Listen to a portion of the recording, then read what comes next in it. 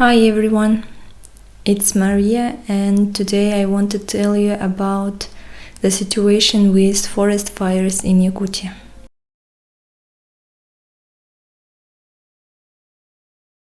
For those who don't know, we have the biggest forest fires in our history.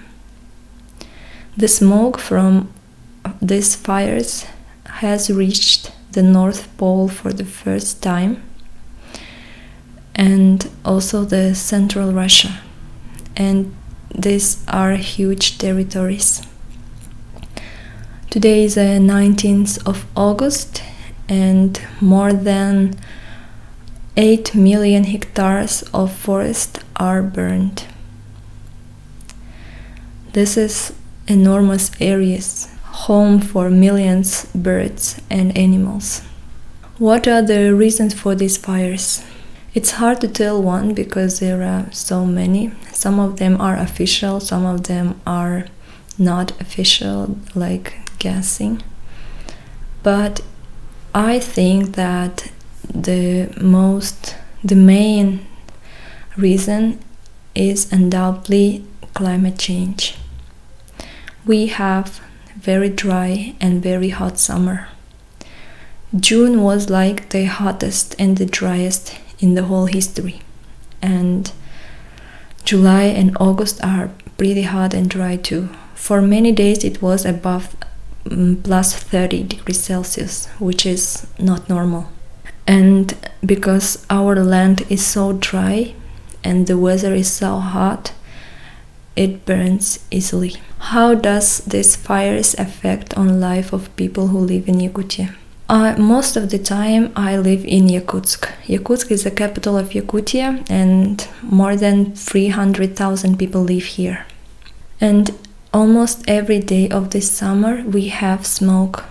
We can't see normal blue sky.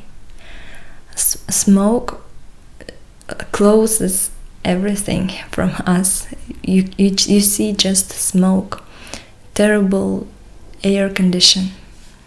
During the worst days, when the smoke was very, very thick, the air quality was 247 times worse than normal. 247 times worse than recommended by World Health Organization.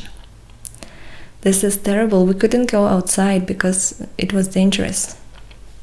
Imagine, like, Yakutsk was quite far from the forest fires most of the time. Imagine how is it for people who live in the villages where fire approached closely. It was way worse than here. Fire approached to a few villages, and at some of them the ash and the smoke were so thick that they actually closed the sun from people. It got completely dark during a day. They couldn't see the sun. Like when it was 1 p.m., it got completely dark. This is so scary. Many farmers lost the hay that they harvested this summer.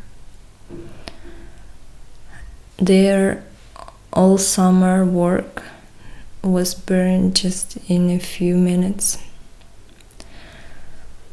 Hay is so important for farmers, especially here because our winters are so long, and the summer was so dry that no one has actually really enough hay. And it means that hay is very expensive now, and it's really difficult for most of the farmers to buy it. And if you don't have enough hay, you cannot feed the cattle during winter. Some farmers has lost their cattle in the fire. They couldn't escape the fire. Poor animals were burned alive. And many hunting houses were burned as well. Hunting houses are big part of our culture and a part of lifestyle of many men in Yakutia. One village was burned, Beskul. 33 houses were burned, and 188 people are left without house just right before winter.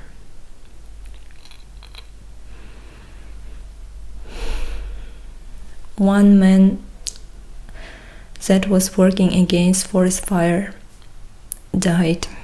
He was a volunteer and he was a firefighter. Yes, and he couldn't escape the fire. I never knew that fire can be so fast.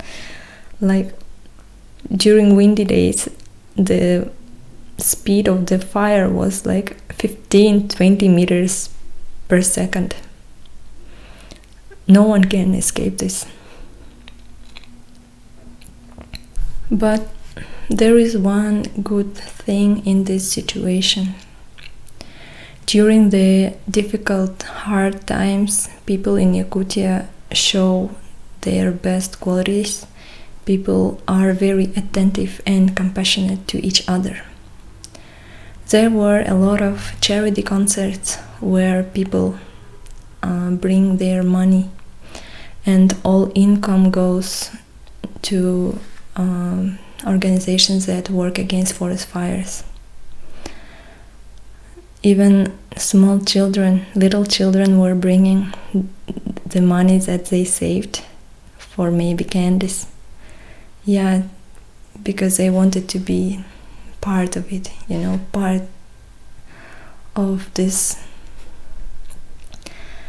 And also there are some charity organizations, volunteer organizations that they prepare, supply and transfer volunteer firefighters to the places where they're needed the most.